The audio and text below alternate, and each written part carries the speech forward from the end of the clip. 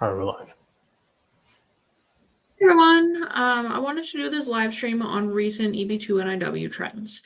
I will just say right up front, the trends are so frustrating right now. There does not seem to be any real rhyme or reason to the decisions that are coming through. We are filing cases that are strong. So, last year we were filing cases and kind of testing the boundaries. So we ended up filing some that were a little bit weaker than usual. We're not really taking that kind of case anymore or filing that kind of case anymore. So all the cases that we're submitting are strong. They all have a good claim to national importance. They all have more than just work or experience at a single company. Most of the cases that we're filing are for people who are relatively senior level. They have lots of experience and they are making actively contributions to their field or industry outside of their day-to-day work. So these are cases that, are not necessarily traditional research cases, but they are really strong for industry cases. Unfortunately, though, we're getting a real mix of approvals and denials. And I think the last week or so has been really discouraging because we just got a bunch of denials. And I want to just let everyone know what the trends are. We're still getting approvals. I think the main difficulty is we're looking at the approved cases and we're looking at the denied cases. The arguments are not really different. The strength of the cases doesn't really seem to matter for the ultimate adjudication. Some of the cases that were approved were the strongest, but some of them were on the weaker side. Some of the denied cases were really, really strong, like far stronger than some of the weaker ones that were approved. And I think it's evident that USCIS has changed the rules internally. They've changed policies. They've started using different justifications. They've started using different templates for the RFEs and the denial notices.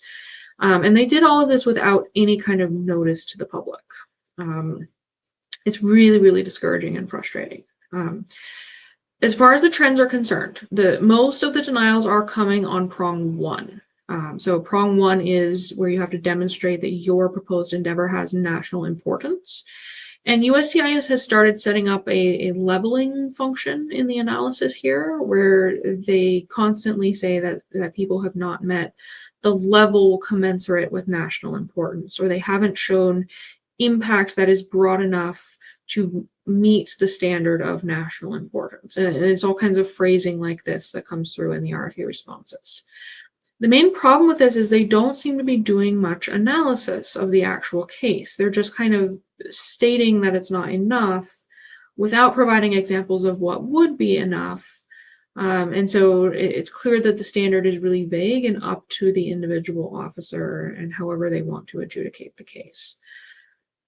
Some cases are also denied on prong two, although I would say those are much fewer. A lot of the cases, they will have prong two granted, or the denial decisions will come through and they just deny on prong one, so they don't go any further in the analysis. So they're not granting prong two or prong three. They're just not engaging with those at all since they're denying on prong one.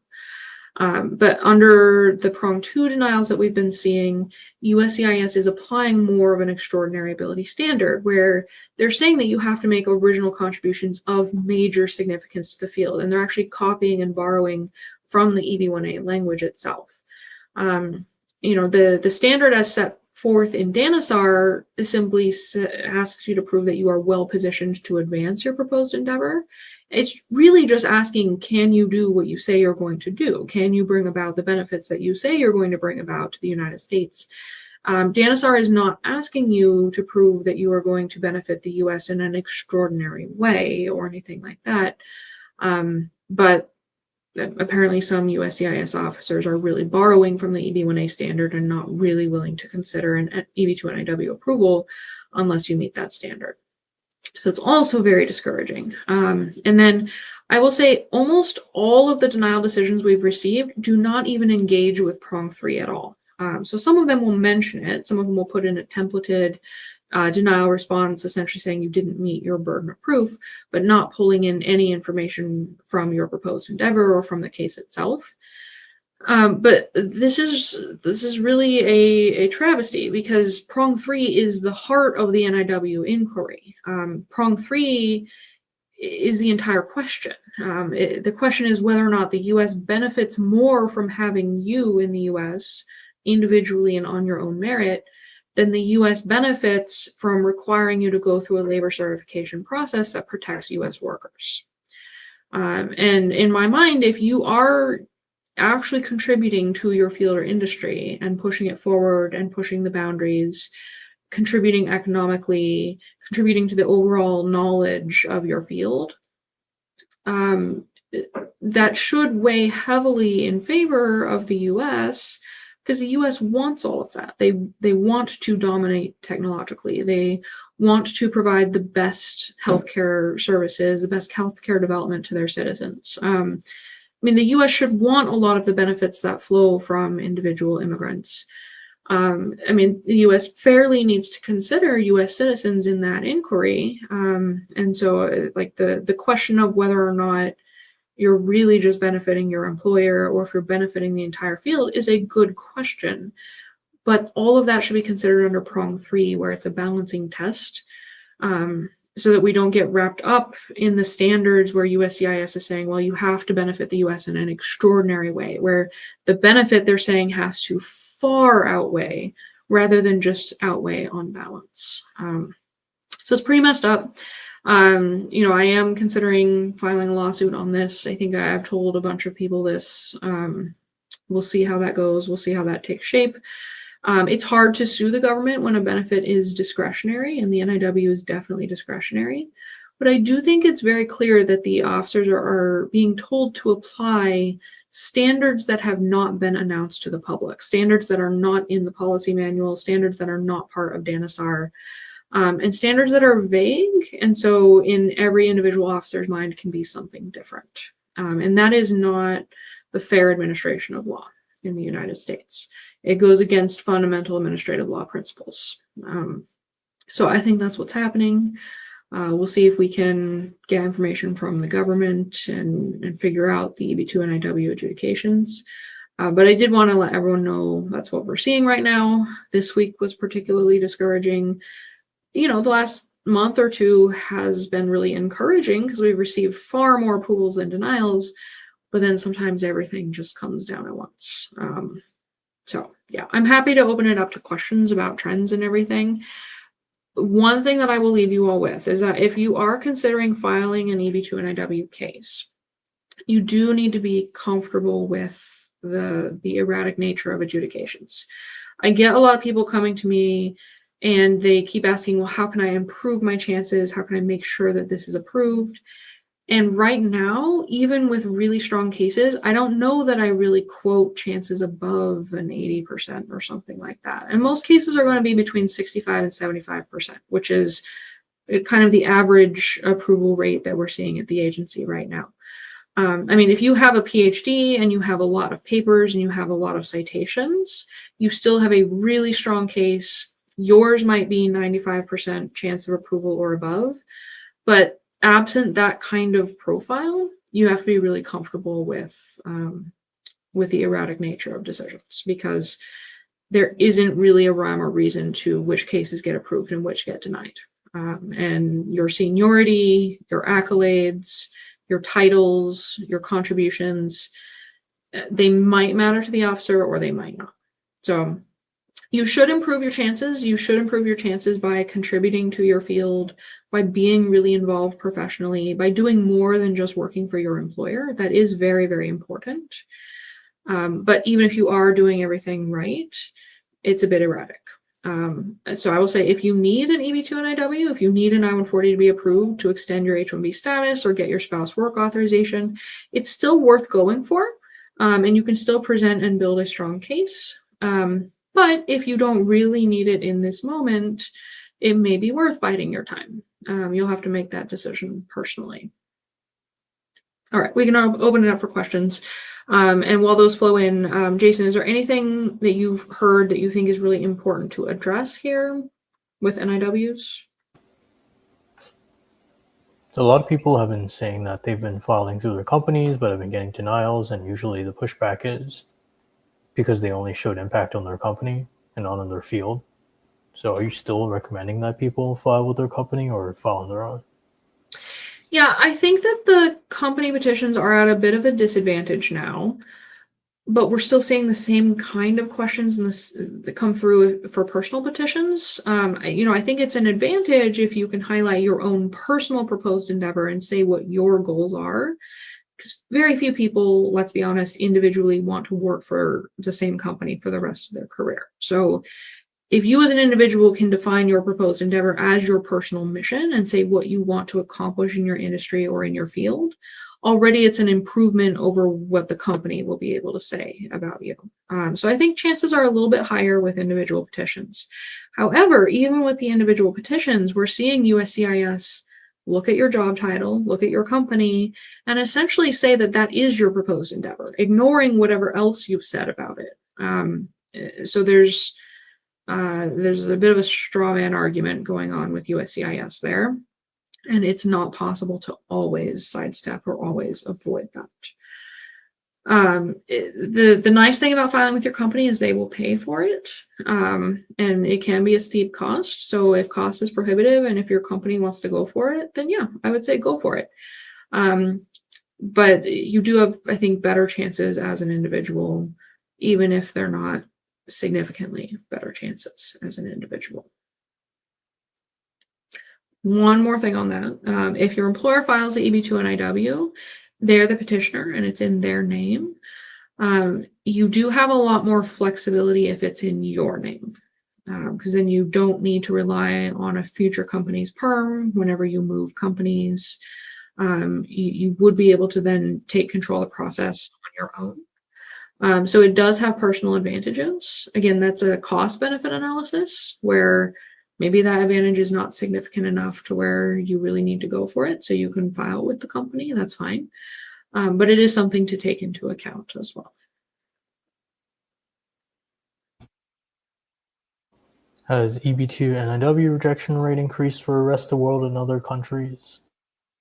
Yes, it's increased across the board. So I wouldn't say that USCIS is really singling out any particular nationality when doing denials.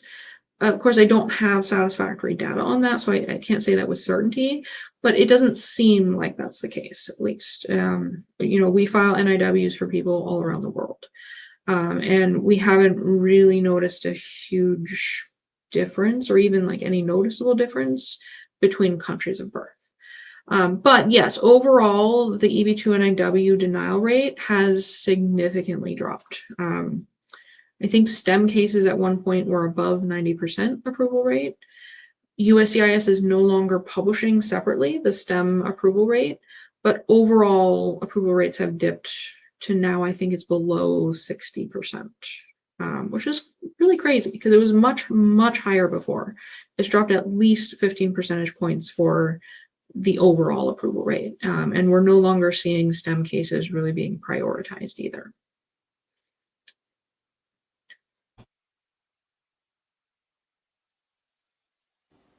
Amber, is there a typical time frame after submitting the petition during which we can expect an RFE, or can it be issued at any time, even in the final weeks of the USCIS processing window? It can be issued anytime. And usually it is issued towards the end of the processing window because USCIS actually has to write the RFE. Occasionally I'll have a case where it's issued very quickly in the first few days of processing, but more often it's between like the 40th and 45th day. It's very much towards the end. I would say don't get too nervous about it. I know people are constantly looking up their case status updates and all of that. We still get approvals on the 44th business day, but we also get RFEs on the 44th business day. So I wouldn't really read too much into it. I would just let the processing take place and think of it in your mind as you're getting that notification on the 45th day. And then if it comes earlier, it's just a nice surprise.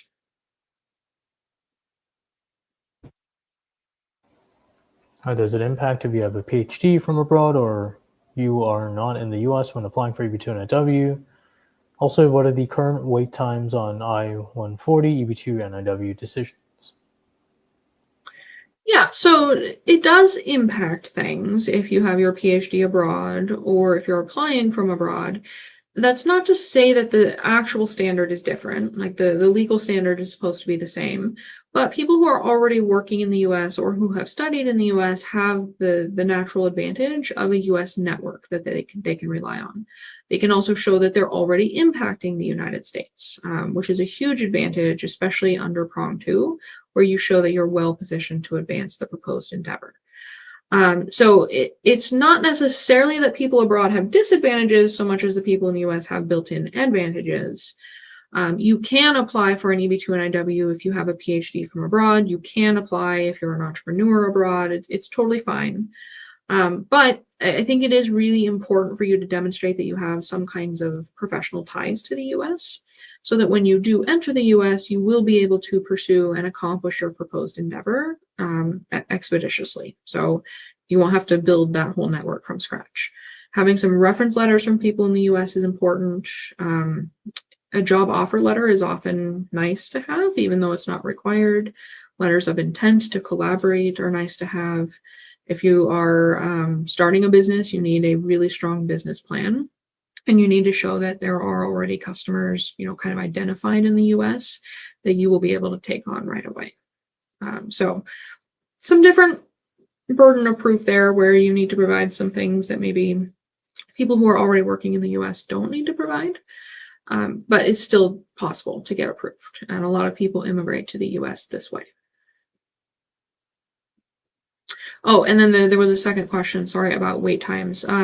For regular processing, it's very erratic. You could get a decision in 4 to 6 months. I think most of them are taking 8 months to a year. And it's definitely possible for them to go over 2 years in adjudication. I've had NIWs that have taken well over 2 years before. If you file with regular processing, there's nothing that holds the government to a timeline. So think of it as 8 months to a year on average, and then you could get the decision, between 3 months and 30 months or something like that.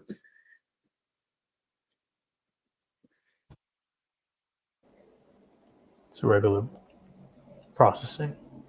Okay, so yeah, going back to your point about the RFE and then what I just said about regular processing times, you could get the RFE in 3 months, or you could get it in 2 years. And then if you get it in 2 years, you'll have 3 months to respond to the RFE. USCIS does usually issue a decision pretty quickly after getting the RFE response. So it's usually 1 to 3 months in that case, even with regular processing. But again, nothing holds them to a timeline, so they can take as long as they want.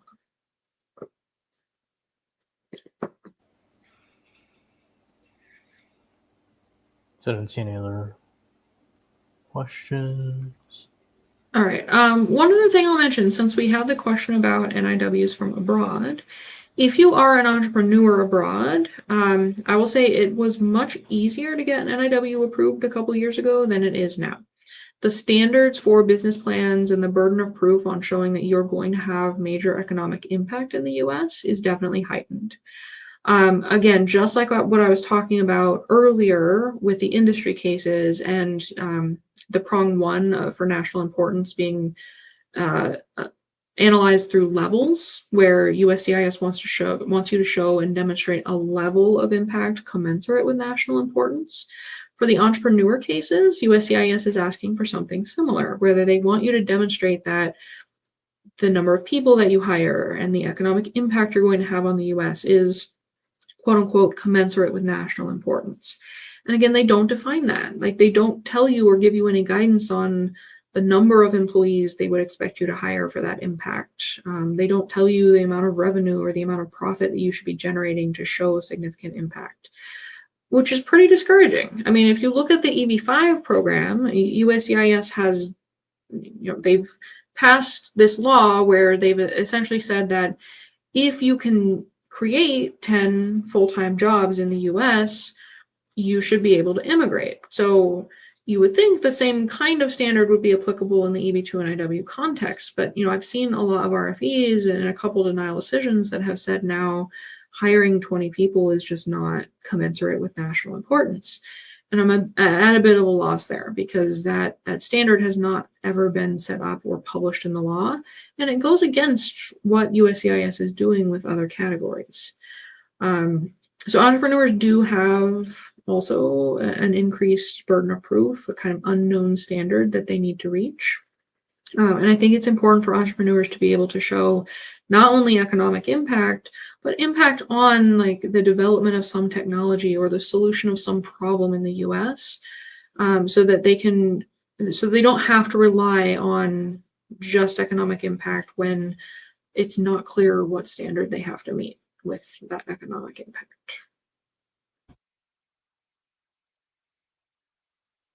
In regards to RFE and prong 1, just national importance, and prong 3, what are the approval rates? We've been seeing this more like a 50-50 type thing right now. So if you do get an RFE on prong 1, and if that RFE is on trend, where they're using this new leveling analysis, or they're conflating your proposed endeavor with just the job that you are working in right now, sometimes they'll pay attention and they'll really look at your proposed endeavor. And I get the indication that when they really dive in and look at what you want to do, as long as it has merit and as long as it rises like reasonably to national importance, they will approve it. But if they don't really want to do a deep dive and they're just looking at your job title in the company you're working for, they're going to deny it on prong 1. And a lot of the denial decisions on prong 1 don't have much analysis other than pointing out that you're working for a particular company at the moment.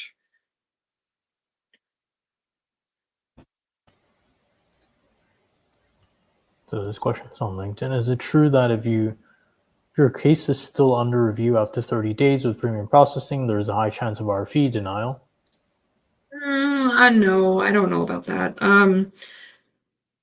I don't have the data on it. So that's the thing. These rumors get started, and I don't think that any law firms have really collected data on it and really have the ability to say that with certainty. I mean, the longer you're waiting for the decision, the more time you're giving USCIS to write the RFE. So I guess if it is pending longer, maybe there's an increased chance that it will be an RFE versus just an approval. But, a lot of it just depends on the individual officer's workload. If they have capacity, they might review your case within 2 days. And I have had approvals that occur within 2 or 3 days. If they don't have capacity and they're working like right up against that timeline where they're not even looking at the cases that were submitted 1 to 43 days ago, they're only looking at the cases that were submitting 44 or 45 days ago because they're really behind, they could still issue an approval or an RFE. And RFEs do take a long time to write. I shouldn't say a long time to write, especially not with what we've been seeing, but like it's harder to issue an RFE than it is to issue an approval. So yeah, a lot just depends on the individual's workload, and you are not going to have any visibility into that. So I wouldn't read too much into the system that way. People are always looking for signs and indicators, and it's all myth. Like there's nothing that backs it up. There's nothing solid. There's no data.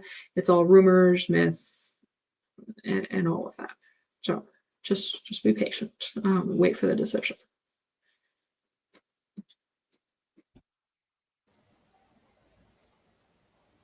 Yes, no update after submission. It was sent 10 months ago in Biden time. Let's see. Thanks for helpful insights. Appreciate it. Yeah, so I mean that's pretty typical. You could get the decision any day, but it could also take a lot longer. It really depends on which officer's desk your case landed on and what their workload looks like. Approval rates of STEM is also dropped in this quarter. So USCIS is not really publishing separate rates for STEM approvals, so we don't really know. It almost certainly yes, though, since there's been an overall drop. STEM rates have also almost certainly overall dropped.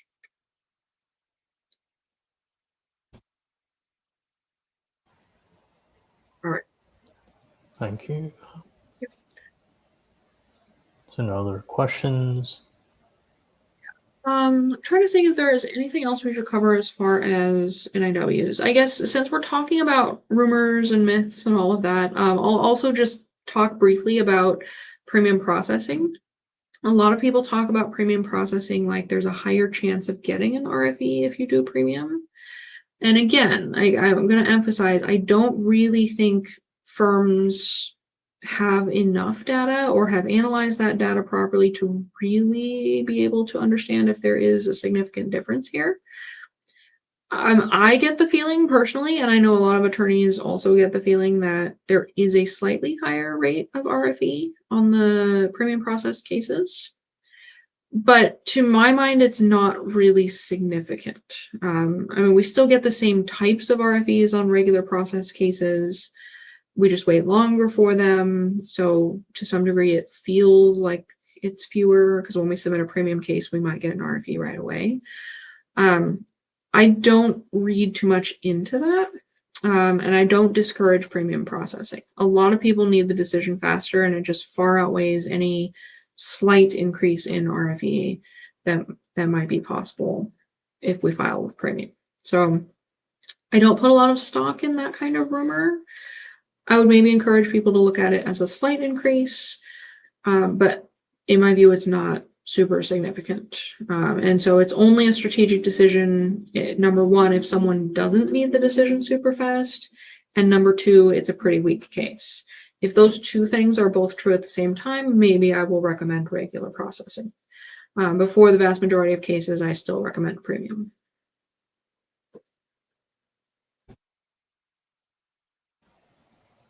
Anything else you want to cover? No, I think that's good as far as trends, rumors, and so on and so forth. If you are in the EB2 NIW process, just hang in there. You know, things are erratic right now, but the main thing is to trust that the officer will read what you have set forth. And if they do, and if you have a reasonable proposed endeavor, it's likely to go through. If they're really rushing your case and if they don't read it well and they don't analyze it well, you do have some options if a denial comes through. So you can refile the case, you can appeal the case, or there's potential for litigation, but we'll see how that takes shape in the future.